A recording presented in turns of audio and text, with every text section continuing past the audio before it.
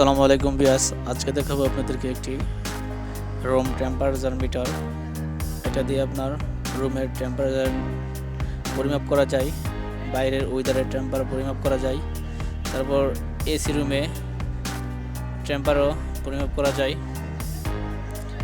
তারপর ফ্রিজে কতটুকু ঠান্ডা হইতেছে, ফ্রিজের টেম্পারেচার আপনার পরিমাপ করা যায়, কতটুকু টেম্পারেচার ফ্রিজে ঠান্ডা আছে মাপা যায়, ডিপ নর্মাল দোনোটাই।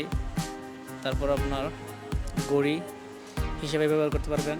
এটা বাসায় একই জায়গায় সেট করলে রুমের ভিতরের টেম্পারেচার চেক করা যায়, আর এটা দিয়ে জানলা বাইরে রাখলে বাইরের টেম্পারেচার পরিমাপ করা যায়। এই যে দেখুন, সেন্সরটা আমি ঘষতেছি, যখন এটার টেম্পারেচারটা দেখাচ্ছে, টেম্পারেচার কিন্তু বেড়ে যাচ্ছে।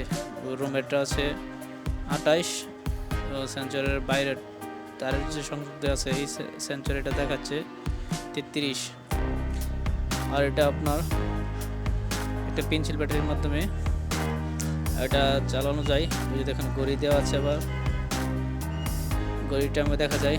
আর ফারেনহাইট ইচ্ছা করলে আপনারা এটা দিয়ে জ্বরও মাপতে পারবেন।